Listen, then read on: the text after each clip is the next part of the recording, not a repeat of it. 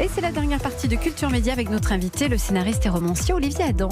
On parlait de série Olivier Adam. Tous vos livres, c'est une série assez incroyable. Je crois que c'est un cas unique. Tous vos livres, il y a toujours une dédicace au début d'un livre.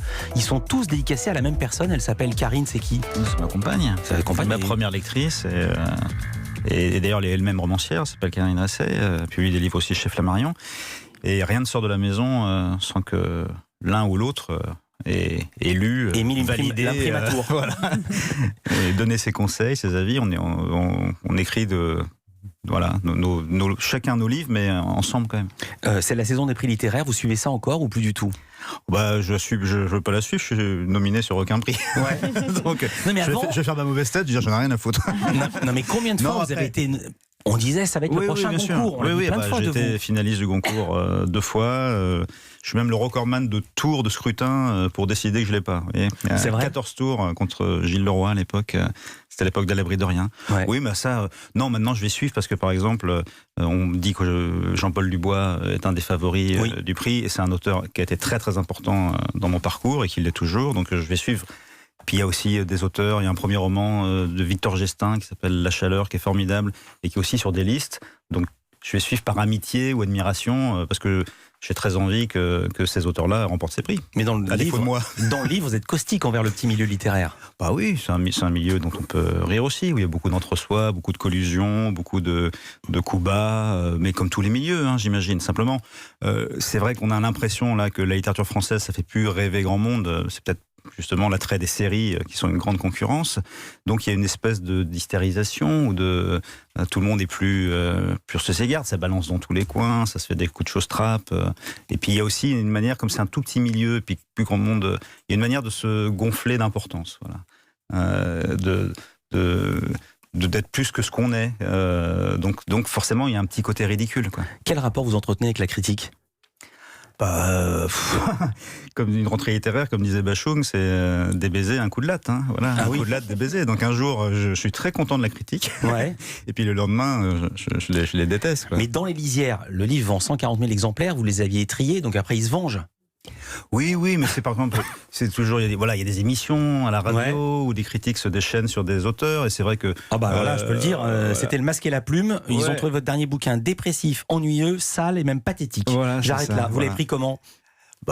C'est mon fils, il est rentré du collège en me disant « Papa, il paraît qu'il s'est passé un truc super grave à la radio pour toi ». Donc vous voyez, par exemple, c'est ça qui fait mal au cœur, parce qu'après leur avis, je m'en fous, moi. Ouais. J'écris, je fais mon travail, et puis aussi plein de critiques qui me suivent depuis longtemps et qui aiment mon travail et qui me soutiennent. Plein de critiques positives. Mais alors, ce qui était dingue, par exemple, vous aviez été à un moment le souffle-douleur de Bec Bédé, qui est par ailleurs critique littéraire, et vous aviez appelé ouin ouin au pays du divorce, mais vous avez utilisé cette formule dans vos bouquins. Oui, parce que j'ai trouvé ça très drôle, en fait.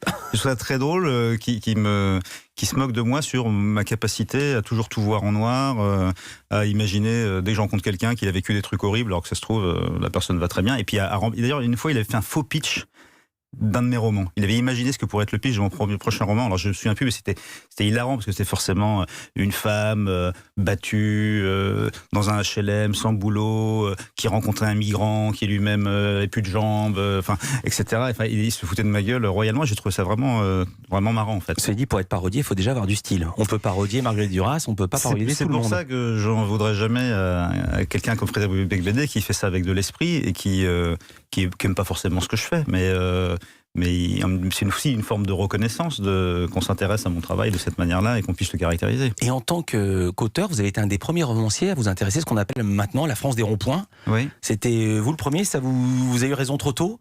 C'était vous qui racontiez ces histoires-là, la France périphérique, les types qui savent pas trop se situer. Oui, je crois que j'ai eu le nez, c'est-à-dire mais c'était parce que moi je viens de cette France-là, tout simplement, et j'ai senti ce sentiment de relégation, de déclassement, des zones dites périphériques ou vagues que moi je préférais appeler les lisières, qui sont à la fois les banlieues, à la fois les zones urbaines, etc. Et voilà, j'ai eu cette intuition-là.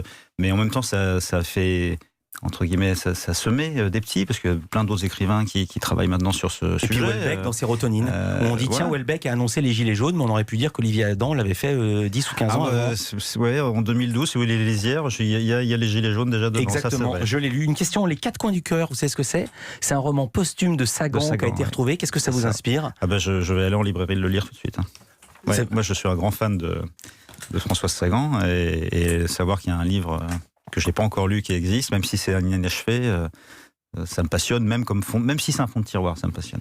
Pardonnez-moi, il y a, comme dans les films, une dépêche vient de tomber. À ce micro, tout à l'heure, il y avait Jérôme Fenoglio, le patron du Monde, qui espérait un accord avec Mathieu Pigasse, l'un des co-actionnaires du Monde. C'est une dépêche AFP qui vient d'arriver. Mathieu Pigasse a signé un accord avec le pôle d'indépendance sur le droit d'agrément. C'est un communiqué. Donc, les problèmes du journal Le Monde sont réglés et on n'en est pas peu fiers ici parce que peut-être que Mathieu Pigasse écoutait l'émission en direct, sachant qu'il y avait les patrons du Monde et que toute communication est bonne à prendre. Fin de l'aparté sur l'info, sur la partie média de cette émission. Ça s'appelle Culture Média.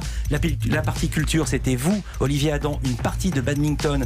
C'est un roman, c'est votre nouveau roman chez Flammarion. Merci d'avoir été avec nous. Merci Angèle, merci Margot, merci Céline Dacosta. Nous, on va se retrouver demain avec un foufou, Christophe Alévèque, qui reprend ses causeries au Théâtre du Rond-Point. Il est complètement dingue, il est complètement habité, mais il y a du sens et c'est pour ça qu'on l'aime. On sera là demain dans Culture Média à 9h. Merci Philippe Vandel.